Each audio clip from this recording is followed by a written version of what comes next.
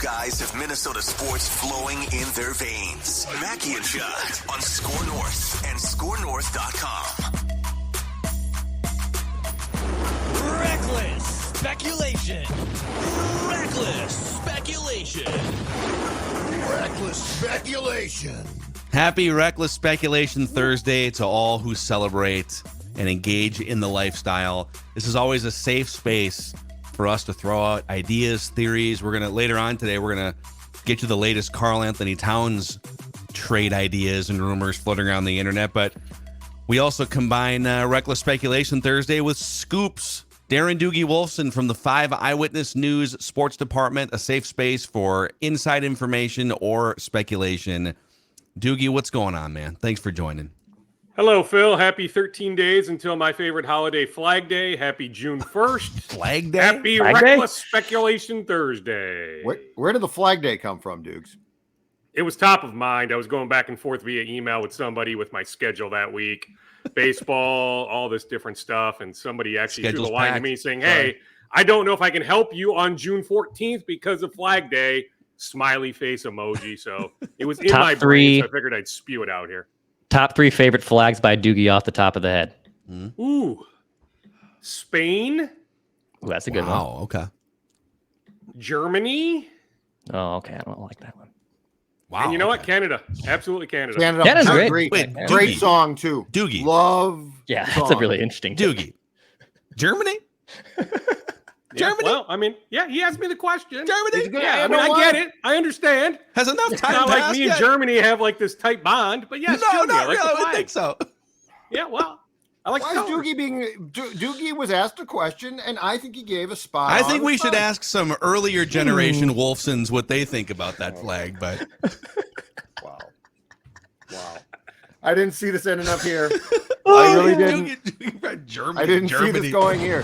Good job, That's the Canada. beauty of Thursdays. Speculation. You We love never the know scopes, where yeah. we'll go. So, well, let's start Vikings. And all right, Justin Jefferson, not at practice to this point, and this is all optional, but he's not been at practice yet. We'll get it. Let's do some Dalvin Cook stuff here. That might get outdated by the time people listen here, but anything sort of pique your interest? Danielle Hunter situation still very much on the down low, under the radar. A Justin Jefferson contract you'd think would be coming at some point here. So has anything got your spidey senses tingling here besides Dalvin Cook? Well, I mean, all of those, I guess, have my spidey senses tingling, but like most immediately, going back to Tuesday, being at Vikings OTA access, I get why Justin Jefferson isn't here. So they are doing this 7-on-7 drill. Andrew Booth Jr. tries to make a play on the ball. KJ Osborn catches it, wanted to secure the ball for the touchdown. Booth didn't try to bring Osborn to the ground, but brings him to the ground. Wind knocked out of Osborn. I spoke with KJ after the practice. He said, hey, that's the first time that has happened to me since middle school. He couldn't exactly remember, but he goes, that hasn't happened to me in a really long time. I was scared for a second. Now, after about 5 or 6 more plays, he actually got back in. So he was okay. But it's something like that. Even though during these OTAs, you're not supposed to bring anybody to the ground, it can inevitably happen, especially with the way the defense, intensity-wise, is operating. And so I get why Justin Jefferson isn't here right now, but there is a sense for the mandatory minicamp, June 13th and 14th, speaking of Flag Day, that Justin Jefferson will be here in Minnesota. Do you think that he will be here for that camp with a new contract? Because, I mean, I will say this. I get why he's not here despite 2 years left on the contract, Dukes. But I also get that if there is a pecking order of important things written down at TCO, my guess is that the status contractually of Justin Jefferson is number 1 on that list. Absolutely number 1. It's what we've been saying, Judd. We hit it pretty hard on Tuesday. It's when, not if. We know Justin Jefferson is going to sign an extension.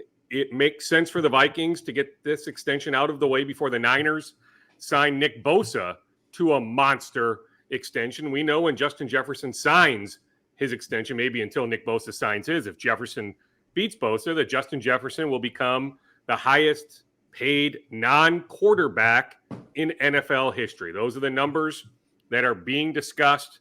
Jefferson's representation, the Vikings have had back and forth, specifically Rob Brzezinski, going back weeks.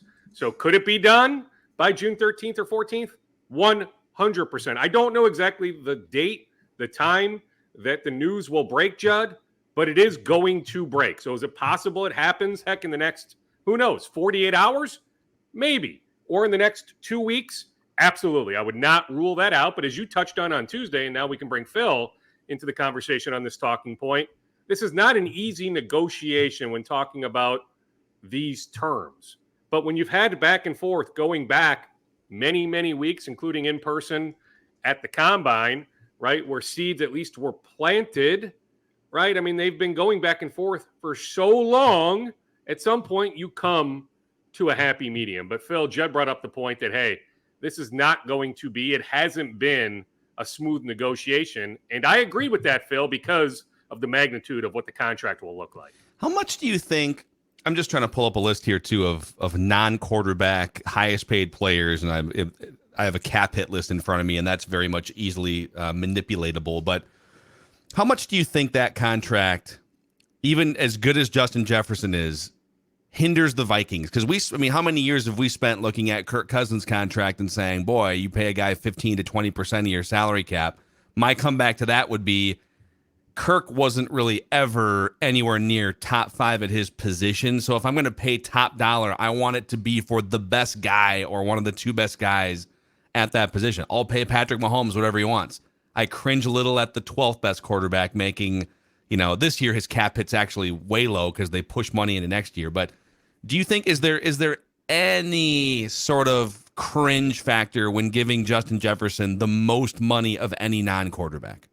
There is not. I mean, I think one potential hiccup is injury guarantee. If some sort of catastrophic injury occurs, God forbid, right? But some of those types of things. But in terms of the Vikings paying him $30+ million a year, no. I mean, Phil, you hit it on the head. I mean, they view him as the best receiver in the game. We can have a healthy debate if you think it's Devontae Adams or Cooper Kupp or someone else, but you can make a compelling case that Justin Jefferson is the best receiver in the game. So you take care of a player who's the best in the game at his position. The Vikings are willing to do that. And Dukes, I think that you just hit the most important thing that's going to be the snag in these discussions, injury guarantee. Because Jefferson, well, when he signs this contract, you can play with the cap. So like you could put more into this year. The reality is he's going to be paid as a player, his base salary based on the last 2 years of his rookie contract, which maxes out in 2024 at like 19 mil, which is a lot, but it ain't much for this guy. And I think you just hit the most important thing. And this is where you're going to have some sticking points. The Jefferson camp is going to want some assurances on injury guarantee into the new contract. So they're going to say, okay, Justin has to play on the last 2 years of his initial contract. But the reality is if he gets hurt, which, God forbid, but it can happen, we want guarantees of cash coming from the next contract. And that's where, for the Brzezinskis of the world, it gets difficult because you don't want to, if he tears up his knee, you want to get off the hook as easily as possible. And he's going to say, I'm a star player. And like that. So that's where the back and forth becomes somewhat contentious, because I don't blame either side for trying to protect themselves. Correct. But I think ultimately the Jefferson side is going to win out. Probably, yeah. I mean, when we see the terms, whenever this news breaks, I'll bet you lunch, Judd, at Park Tavern that the Jefferson side wins out on, maybe not 100% of that, but something into the new contract. However the language is written, it's going to be a win for the Jefferson side. Mm-hmm.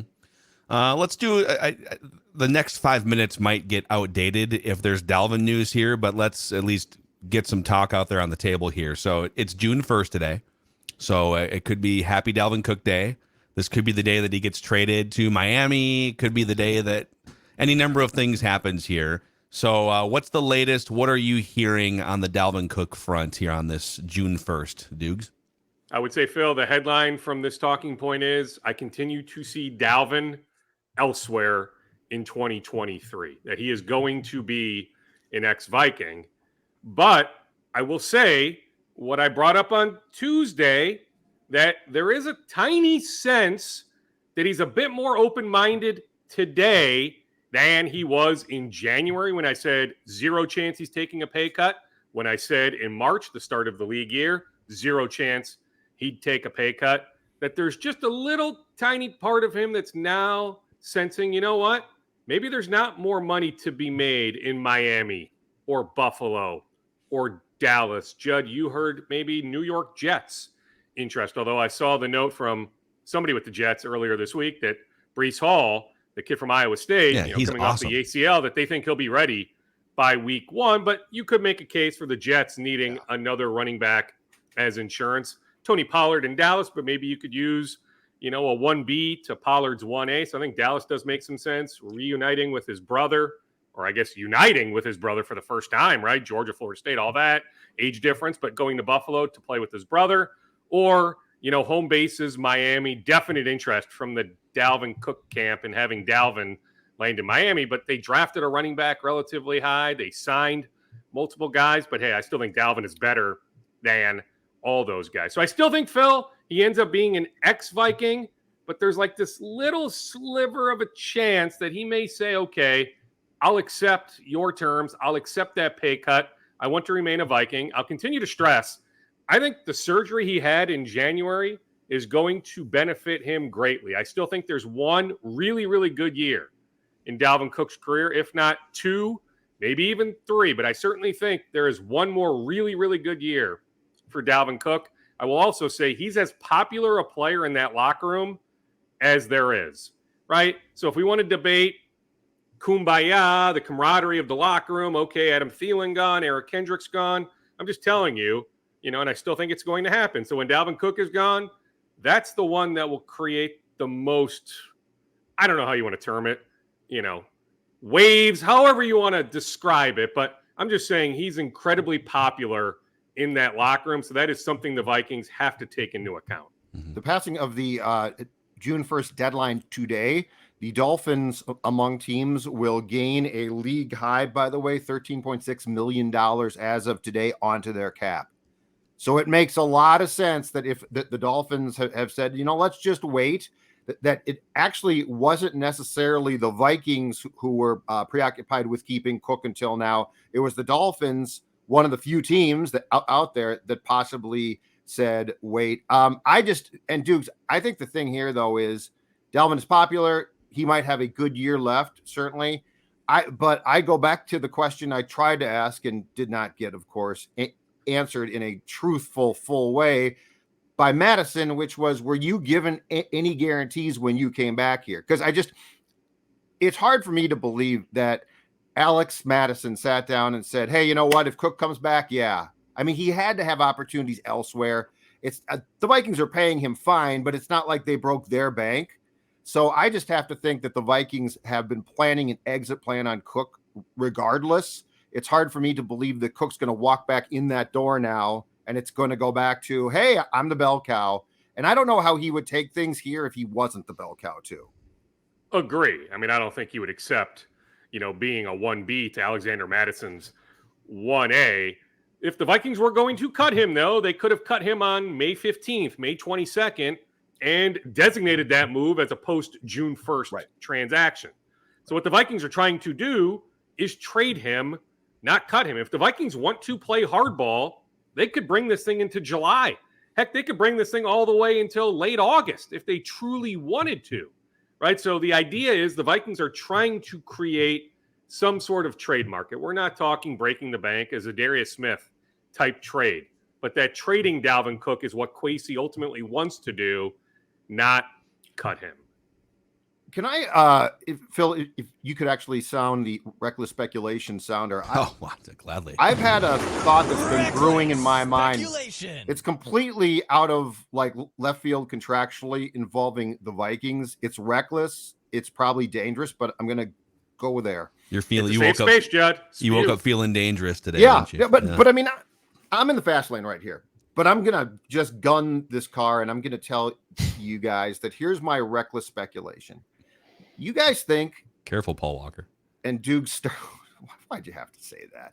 And Dukes, we'll start with you. So once Jefferson's done, because I think he gets done. Once a decision is made on Daniil. And by the way, I think he gets done too. Do you guys think the third contractual domino to fall now is a Kirk extension? I'm wondering if we're waiting. Oh, it's not reckless, Judd. Okay. That's not reckless. No. Okay, that's what I'm wondering. Very much in play. Yes. Sorry, Declan. But I feel like that the Vikings are prioritizing, which is very smart. Yeah. And like with Kirk, there was no need to say, we got to get you done. But they didn't draft one. I don't think they're going to be bad enough to get a top 2 pick. And they're certainly trying to win a lot of games. Right? Exactly. So wouldn't it make sense? Jefferson's done. You know the exact price of poker there.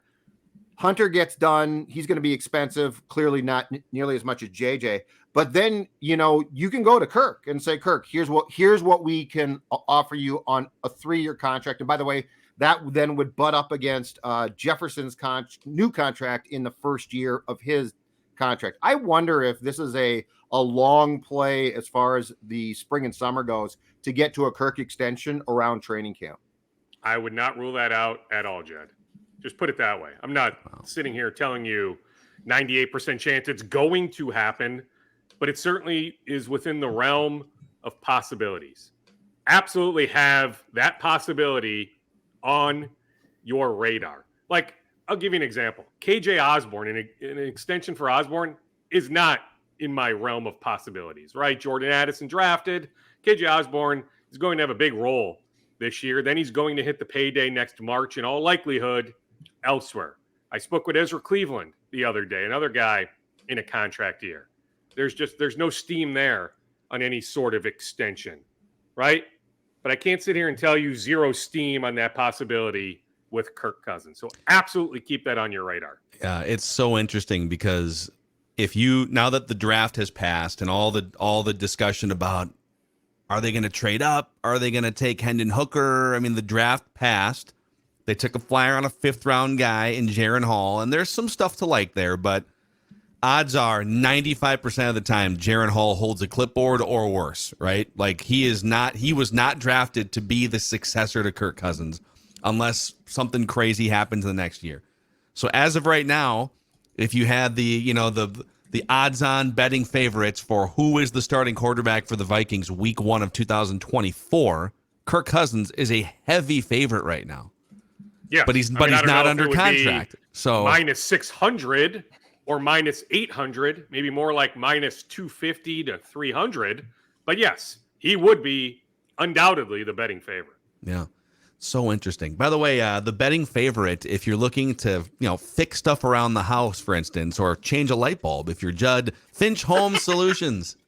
They are, yes. And guess what? That truck is going to pull up in front of your house. And from firsthand experience, I can tell you what you are going to get is fast, efficient, and courteous service. Finch does a great job. They came to my house a few months back. I had a light out in the basement, in the laundry room. I was shuffling around down there. I was hitting stuff. It was a royal pain. Cody and his team came out and they fixed it, and they did it quickly and efficiently. And guess what? That's the type of thing Sports Dad can't do, but Finch can do. And for all of your electrical needs, installation, repair, if you have storm damage, if you have flickering lights, which is a problem, which can be dangerous, outlets that are dead, Finch can fix it all. Finch is just outstanding at what they do.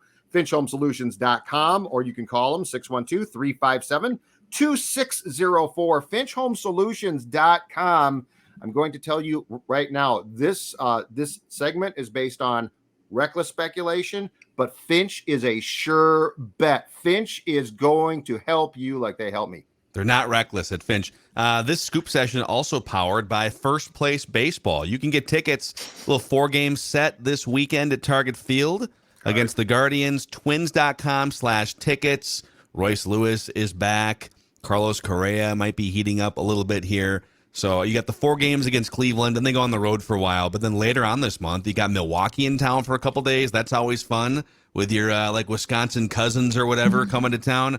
Detroit, Boston, some fun, interesting matchups here for the Twins the next few weeks or so. Twins.com/tickets. The Brewers are here on Flag Day. Speculation. Oh, that's right. It's a Flag Day special. Maybe we can hang some German flags around for all the the Germans coming from Wisconsin. There's a lot of Germans in Wisconsin. My There grandpa is, played in actually. the German polka band for a while.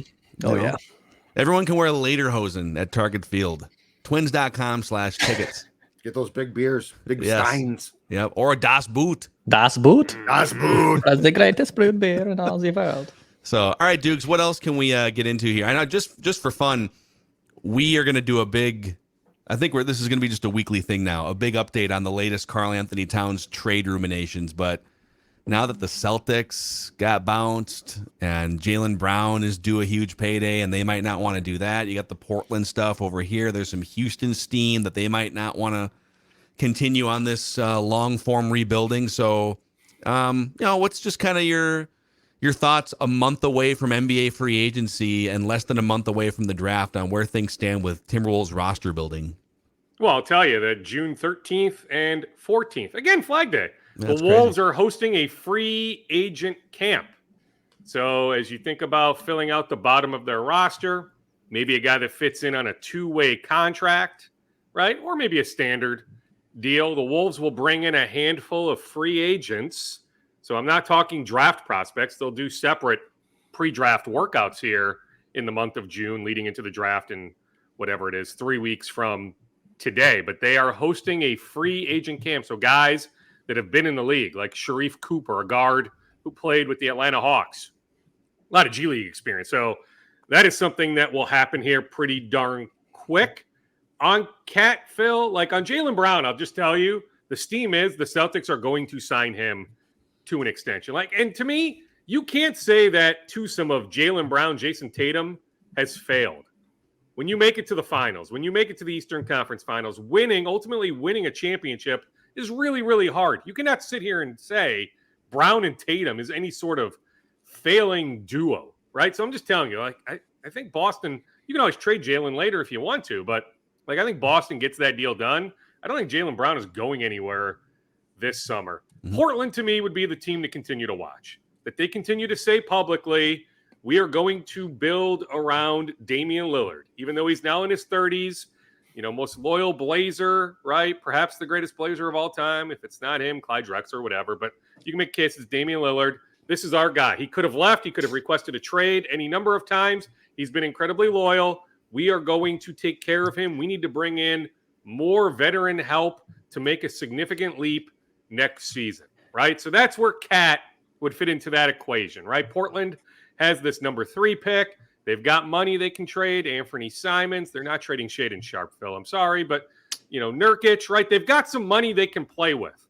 So if you're trying to concoct these Cat trade scenarios, I would absolutely start with Portland. But I can just tell you, because of the Knicks connection with Leon Rose, right? You always need to think about New York, all the draft assets. They have some money that they could send this way, some pretty good current assets, not draft assets they could send this way. Toronto is a team that's really interesting. Dallas, for sure. Maybe Houston, you bring in Udoka, right? You hire a really good coach like that. Yeah, Houston isn't going to be rock bottom here for much longer, right? With the idea that James Harden may possibly leave Philadelphia to sign with Houston in free agency. So Houston is going to make a jump talent-wise here this summer. So I suppose maybe Houston, but I'm just saying, if you want to concoct these Cat trade ideas, start with the Portland Trailblazers. But I'm telling you, Phil, I've not heard any legit steam. I still believe the Wolves are going to run this thing back next season. Let me just say 1 week from now, or maybe actually 2 weeks from now when I get information. 1 week from now, Old Deck's tweets will be rubbing some elbows with a certain Portland Trailblazer person that knows a lot of things. I'll maybe report Dex back is friends with what I know. Nurkic. It's a super weird connection. Nurkic is coming to town. We're going to go play the Meadows at Mystic Lake. I'm going to try to Dame. tee off and, shoot. Deck knows Dame. 101. Dex knows Dame. Yeah.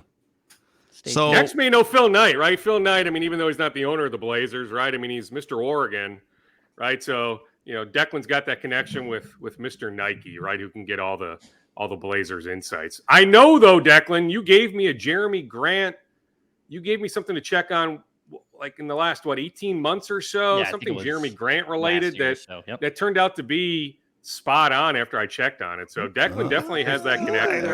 We got a Stay Blazers tuned on the Declan Blazers. Let's go. Speculation. Well, so some smarter people than me at Canis Hoopus and Dane Moore have done a great job of laying out just like the salary cap ramifications over the next 12 to 18 months. So with the new CBA, and I won't go all into the weeds here, it makes it almost impossible a year from now for the Timberwolves to have Gobert, Cat, Anthony Edwards at the rookie scale max, and then Jaden McDaniels at $25 million a year, and also build out a roster, because you're going to be so far into the tax. They're punishing teams for getting too deep into the luxury tax. We don't even know really if A-Rod and Laurie have an appetite to pay $40 million in luxury tax for a team that has come nowhere near a championship. So that's a whole other thing. But basically, once you get... I don't even think they have that money, Phil, right? I mean, unless Right. one of these investors they brought on board has that type of money, they can't even afford to pay that sort of luxury. So you in the next 12 months, whether it's now, or I should say 13 months, because if you get into next summer too, you have to move one of these pieces. You have to move Gobert or Cat, or you have to start just stripping down any and all other veterans and just lean on like second round picks and veteran minimum contract guys, which doesn't seem logical. So for me, it's like if you have to make a big move now or a big move in a year, Karl Anthony Towns, for instance, it's a $36 million contract that you have to get to match with whoever you have to be There is a within trade like 20%. kicker, though, right? I mean, I don't have the exact money in front of me, Phil, but there's a trade kicker if you trade Cat now. Yeah, but it's a $50 million salary It is. to match. It's a lot easier to trade him now than it is next Correct. year. And by the way, next But year, not impossible teams to know. trade him a year from now. But next year, teams know, oh, this team's desperate. They have to get out from underneath luxury tax hell. So it's like, if you're going to do it, you should probably do it in the next month or two. Probably, yes, but not inevitably. You're not forced to do something right now. You can wait a year. Let the next season play out.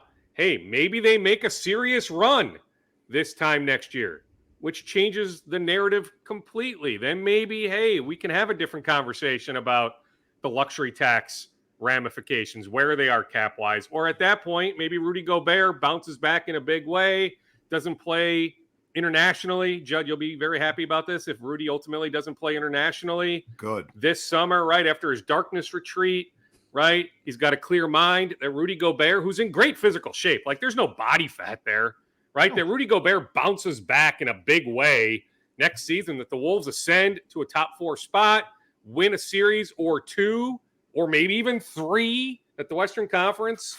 Outside of Denver next season, there's so many teams with issues that maybe the Wolves can have a really good bounce back year and we can have a completely different conversation. But yeah, I get it. Like logic would say you trade Cat now, that you can get the most value right now, that, hey, if you're inevitably going to trade him, just do it immediately, that this core isn't going anywhere. Make it very clear to Anthony Edwards, you are the alpha. Even though we saw when Cat came back, he deferred to Anthony plenty. Like that transition was starting to happen. It's more about aligning with the Ant's season. But if age you want to make it timeline. very clear, okay, Cat gone, Ant, we are building, truly building around you. The words we've said, the actions now back up those words. I can listen on that, especially if you're ending up with Scoot Henderson, because I have a man crush now on Scoot Henderson. So I'm all in on the possibility of the backcourt being Scoot Henderson, Anthony Edwards. I'm just telling you, though, like legit steam, I've yet to hear it. Now, on June 1st, there's not a whole lot of steam. It'll pick up here closer to 3 weeks from now, draft time. The Wolves can't even trade Cat until, July 7th or something like that. But, you can work out the terms, whatever. But I'm just telling you right now in the moment, I just haven't gathered a whole lot of Cat trade steam. Yeah. Amazing stuff here. Do you want to empty the bag here quick? Some final scoop nuggets? Absolutely. So the Twins, when talking about the MLB draft, starting July 9th, they had 4 scouts at the recent SEC tourney. The Twins are in a good spot. Remember, they had lottery luck. They were supposed to pick, 10th or 11th in July's draft. They moved all the way up to 5. But if there's a team, if some of these college guys, the 2 LSU guys, the Florida outfielder Langford, if those guys go 1, 2, 3 or 1, 2, 4 or 1, 3, 4, I'm not sure that the Twins are in love with both of the consensus top 5, the other 2 high school guys. So they could work out a deal where they draft a different guy at 5, then save some money to sign somebody, draft somebody with that next pick, early second round, overpay for that slot. So there's all sorts of different Twins draft possibilities. But I do know they like those two LSU guys and the Florida guy a good amount. And I do believe there's one of the high school kids they like. I'm just not sure they're in love with both. So depending on how that board shakes out 1 through 4, if a certain guy is on the board at 5, that's where they could say, no, we don't love that guy. We'll cut a deal with one of these college bats, go that direction, try to save some money. The top local draft prospect, Easton Breifogel, Benilde St. Margaret's, Judd. He had lunch or dinner the other day with a Mariner scout, but in all likelihood, he won't get picked high enough.